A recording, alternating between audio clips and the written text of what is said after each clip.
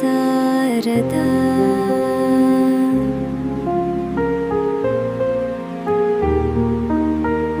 අනේ පව් මගේ මහත්තයා මට කොච්චර දේවල් දුන්නද වලලු මදිවට ෆෝන් එකකුත් දුන්නා දැන් නම් මට හැම වෙලේම මහත් එක්ක කතා කරන්න පුළුවන් ඒත් පරිස්සමෙන් ඉන්න වෙනවා මේක ගෙදරට අහු වුණා කියන්නේ මට මැරුම් කන්නයි වෙන්නේ සාරදා අම්මා ඇයි සාරදා ඔබ මේ බය වෙලා වගේ නෑ අම්මා එහෙම දෙයක් නෑ එහෙනම් කමක් නෑ ඉතින් උඹ අද ගෙදරටම වෙලා මොකද කරේ මම හරිම පාළුවෙන් හිටියේ අම්මා උදේ ලයිමට කිරි අරන් ගියා ඊට පස්සේ ඉතින් ගෙදරම තමා හිටියේ ඉතින් උඹට තිබ්බනේ අන්නගේ ෆාම් එකට යන්න ඉස්සර වගේ අර එළු පැටව එක දවස ගෙවන්න තිබ්බනේ අපෝ මට බැහැ ෆාම් එකේ සුදර්ශන් අන්න ඉන්නවා ඉතින් සුදර්ශන් කියන්නේ උඹ කසාද බදින්න ඉන්න මිනිස්සයානේ මතක් කරන්න එපා ඒ ගැන මට කවදක හරි වෙන්නේ ඒ මිනිස්සයාගේ හිරකාරයෙක් වෙන්න මාත්‍යා නම් උඹ බංගලාවට එන්නේ නැති එක ගැන දුකෙන් හිටියේ මට ඇත්ත කියපන් මාත්‍යගේ උඹේ මොන හරි සම්බන්ධයක් තියෙනවද අනේ පිස්සුද අම්මා මොනවද මේ අහන්නේ ඇයි අම්මා එහෙම අහන්නේ නැහැ මට එහෙම අහන්න හිතුණා මම උඹේ අම්මනේ ඒ නිසා මම ඔබ ගැන දැනගෙන ඉන්න එපයි. ඒ කිව්වේ එහෙම දෙයක් තිබ්බනම් අම්මා කැමති වෙනවද? මම කැමති වෙන්න කලින් සුදර්ශන් ගිහින් මහත්තයා ඉවරයක් කරයි. අපිට ওই ලොකු ලොකු මහත්තුරු එක පෑහෙන්න පුළුවන්ද සාරදා? ඔබව සුදර්ශන්ට කසාද බන්දලා දුන්නම අපිත් උඹේ ඇස්මානෙම ඉන්නවනේ. මම යනවා ෆාම් එක පැත්තේ.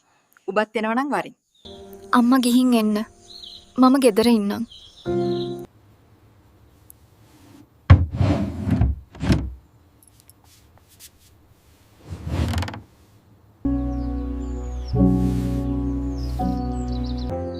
හෙලෝ මහත්තයා ගෙදර කවුරුත් නැද්ද සාරදා අම්මා ෆාම් එකට ගියා මහත්තයා අන්නත් ෆාම් එකේ එයාලා ඉන්න කලින් මම මේ මහත්තයට ගත්තේ මම මේ දැනුත් සාරදා ගැන හිත හිටියේ මං ගැන මොනවද මහත්තයා සාරදා ගැන මට කල්පනා කරන්න දේවල්ද නැත්තේ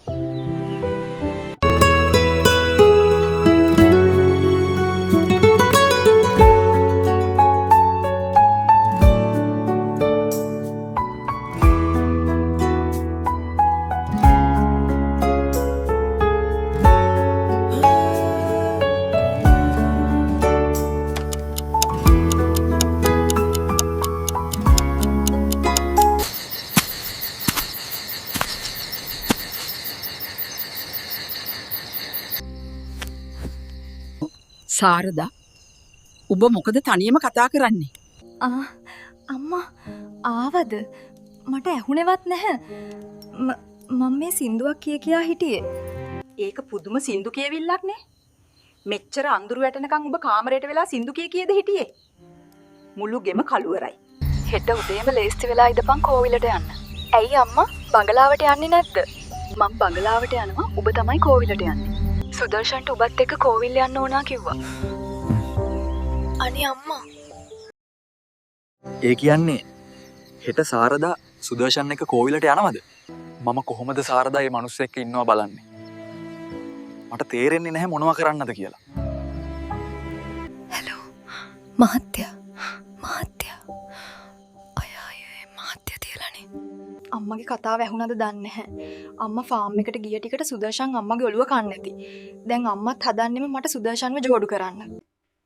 From graceful necklaces to dazzling rings, find the perfect jewelry for every occasion.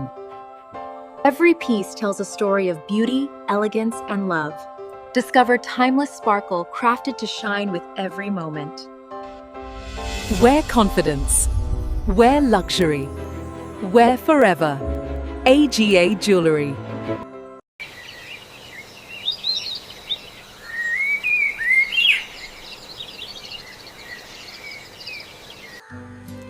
මහත්තයා අද මොකද මේ උදේයම වත්තට යන්න හදන්නේ? මට අද වෙන ගමනක් යන්න තියෙනවා වේලු. එහෙනම් ඉන්න. මම උමාට කියන්නම් ඉක්මනින් කෑම ලේස්ති කරන්න කියලා. එපා වෙලු. මම ඇවිල්ලා කන්නම්. ඉතින් මහත්තයා බඩගින්නේද යන්නේ? මට බඩගිනි නෑ වෙලු. මම ඇවිල්ලා කන්නම්.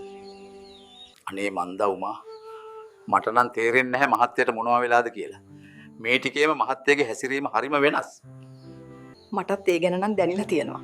මහත්තයගේ විතරක් නෙමෙයි බංගලාවට එන්න එපා කියපු දවසේ ඉඳලා අපේ සාරදාගෙත් ලොකු වෙනසක් දැනෙනවා. උමා මේ කියන්නේ සාරදා කෙල්ලගේ මහත්තයගේ මොකක් හරි සම්බන්ධයක් තියෙනවා කියලාද?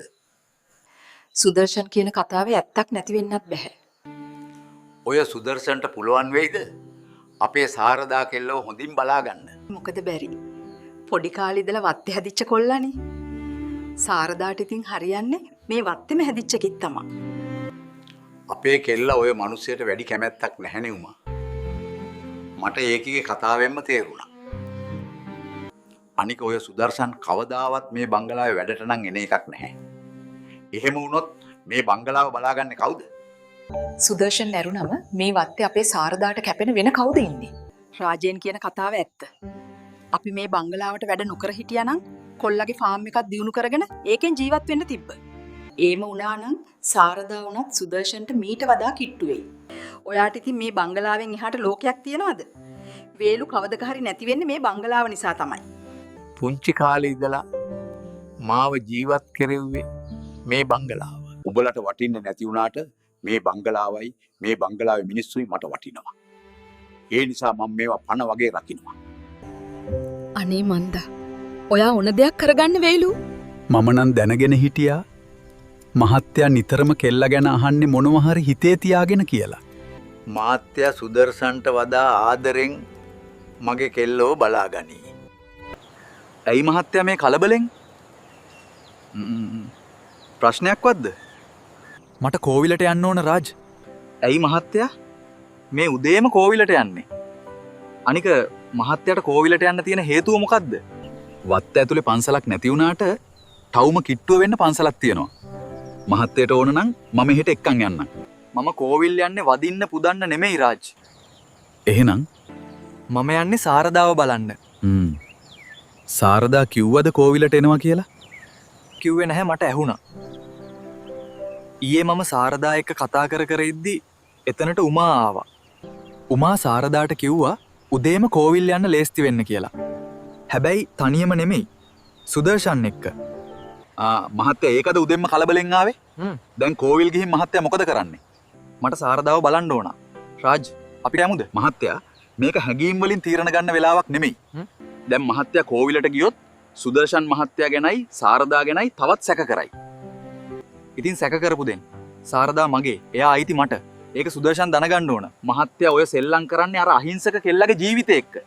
මහත්තයා මේ ගමන ගියොත් සුදර්ශන් පලිගන්නේ මහත්තයාගෙන් නෙමෙයි සාරදාගෙන්. ඒ කතාවේ නම් ඇත්තක් තියෙනවා රාජ්. අපි කෝවිලට නොයායිමු. මහත්තයා වෙන කොහෙදී හරි සාරදා හමු වෙන්න. සුදර්ශන් වත්තේ නැති වෙලාවක. මම මේ වෙලාවේ හරි කලබලයි. අපි එහෙනම් කෝවිල ඇතුළට නොයා කෝවිල කිට්ටුවට යමු. මට දුර ඉඳන් හරි සාරදාව බලන්න පුළුවන් නේ. සාරදා